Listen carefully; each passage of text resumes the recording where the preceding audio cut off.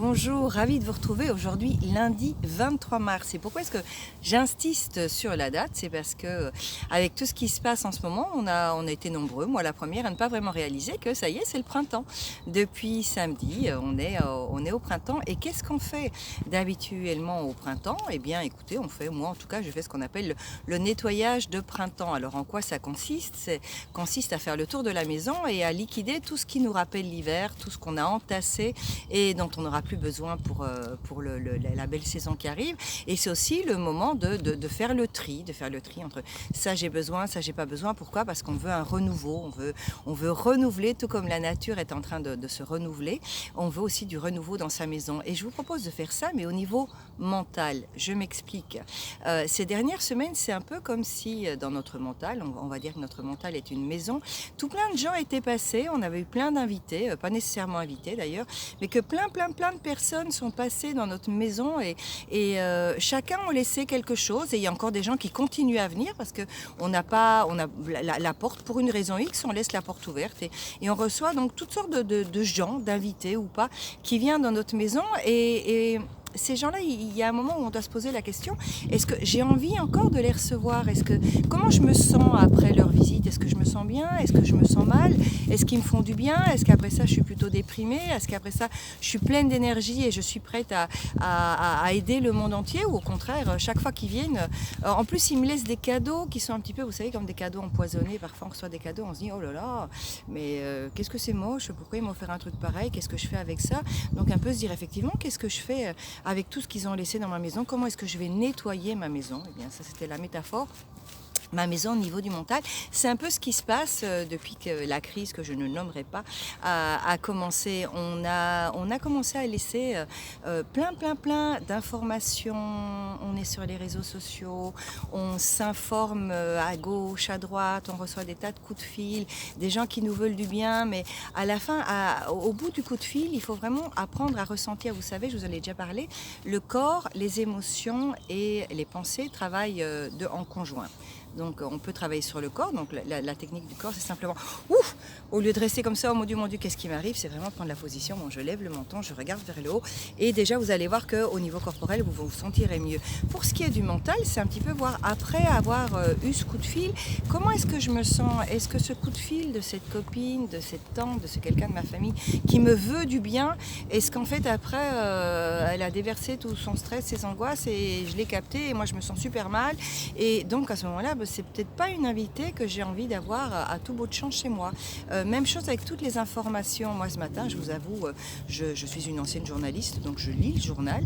Et ce matin, j'ai vraiment fait attention à ma réaction corporelle en lisant le journal et j'étais littéralement sidérée par le malaise qui m'a pris.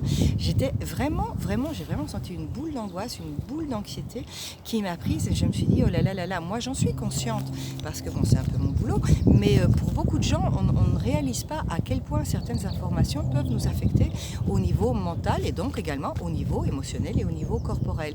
Alors ce que je veux dire, c'est pas qu'il faut pas arrêter de voir les nouvelles, loin de là, ce n'est certainement pas ça que je veux dire, mais simplement décider un petit peu quelles sont les sources d'informations à qui je fais confiance et me limiter à celles-là. Donc je prends mon exemple parce que ça s'appelle Je garde le moral, donc je parle au nom de Yelena Piccoli et moi j'ai décidé qu'à partir de maintenant, je regardais les nouvelles à 20h des Pays-Bas parce que bon, je suis directement concernée vu que c'est ici que je vis et je regarde tout de suite après la nouvelle de 20h30 sur la télévision française qui est pour moi une bonne vision des pays voisins et dont je fais partie aussi. Alors j'arrête de regarder tous ces news sur Facebook, à lire absolument et vous devez être content. Certaines sont des fake news et ils ne le savent même pas, d'autres sont vraiment bien intentionnées, il faut vraiment que vous soyez au courant de ça, mais je réalise que chaque fois que je regarde comment est-ce qu'on dit, ces graphiques, etc., moi je me sens très mal. Alors qu'est-ce que je fais avec ce mal-être? Si même ce mal-être me fait me dire, allez hop, c'est décidé, maintenant je fais quelque chose, je passe à l'action, je vais faire ci pour aider mes voisins, c'est très bien. Mais en général, on a plutôt tendance à se dire oh mon Dieu, mon Dieu, mon Dieu, mon Dieu, et on se fait tout petit, on se sent mal, et ce mal-être ne sert à rien. C'est la même chose avec les gens qui me disent, enfin qui me disent pas, hein, c'est pas moi qui l'ont dit, mais comment est-ce qu'on peut rire et envoyer des blagues dans cette situation pareille? D'abord parce que c'est bon pour le moral. C'est ce que j'arrête pas de dire, il faut sourire justement, parce que quand on commence à sourire et à garder le moral, on est aussi capable de voir tout ce qui va bien, et ça nous permet de nous remplir de positivité, de pouvoir partager de la positivité et pas uniquement de la misérabilité, mais aussi se poser cette question, si je ne rigole pas, si je me dis qu'il faut que je reste sérieuse, que c'est pas un moment pour rigoler, etc.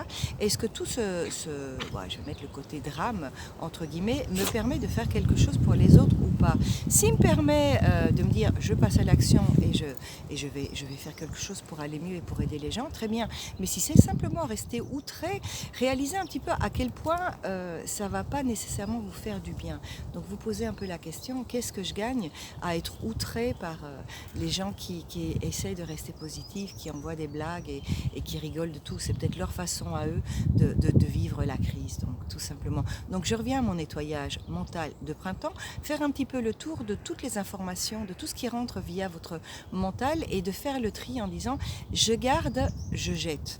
Pas parce que je ne veux pas rester informée, mais je veux rester informée par des sources fiables, et toutes ces informations, après moi je me sens pas bien. Commencez vraiment à voir l'effet de tout ce qui rentre dans votre maison, donc toutes ces news, tous ces réseaux sociaux, toutes ces séries télévisées, je reviens sans cesse sur les séries télévisées, les documentaires, etc. Est-ce que tout ça me permet de me construire une bonne santé, me permet d'affronter, entre guillemets, j'aime pas ce mot-là parce que ça donne l'impression qu'on est en guerre, mais bon, est-ce que ça me permet de moi me sentir bien et de pouvoir participer et d'aider d'autres à se sentir bien. Donc voilà, petit nettoyage mental de printemps. Faites le tri, c'est très facile. Après avoir lu ou après avoir reçu un coup de fil ou avoir regardé quelque chose, écouté quelque chose, faites comment est-ce que vous vous sentez. Si vous vous sentez bien et que ça vous a boosté pour aller de l'avant et faire quelque chose, très bien. Si au contraire vous vous sentez toute recroquevillée, oh là là là là, mais c'est horrible, etc., etc., c'est peut-être le moment de se dire, est-ce que j'ai besoin de ça dans ma vie? C'est un peu la méthode Marie Kondo pour mettre de l'ordre chez soi. Est-ce que cet objet pour Marie Kondo, cette information pour nous, ce coup de téléphone, est-ce que ce coup de téléphone me met en joie? Est-ce qu'il me permet d'aller mieux et d'aider les autres à aller mieux? Et si ce n'est pas le cas, eh bien voilà, au revoir, je lui ferme ma porte, je trouve une manière gentille de ne plus être en contact avec ces choses qui ne me font pas du bien. Donc je choisis mes canaux d'information pour rester informée, parce qu'on va pas non plus jouer les hommes de caverne et prétendre que tout va bien. Il faut respecter les consignes, il faut faire quelque chose, ça c'est évident, mais je commence à être un petit peu plus sélective. Pourquoi? Pour rester bien dans ma peau, pour garder le moral et pouvoir ainsi aider les autres à également garder le moral. Bon, écoutez, voilà, on se retrouve mercredi, je vais vous parler un jour sur deux, parce que j'ai moi aussi besoin un petit peu de souffler et de faire d'autres activités. Et c'est aussi pour vous d'ailleurs, vous verrez dans les prochains jours ce qui se passe. Je vous souhaite une merveilleuse journée.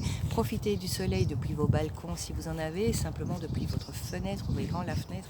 Le soleil qui rentre, ça fait du bien. Près-vous également de soleil, même si c'est uniquement à travers vos fenêtres. Je vous souhaite une merveilleuse journée.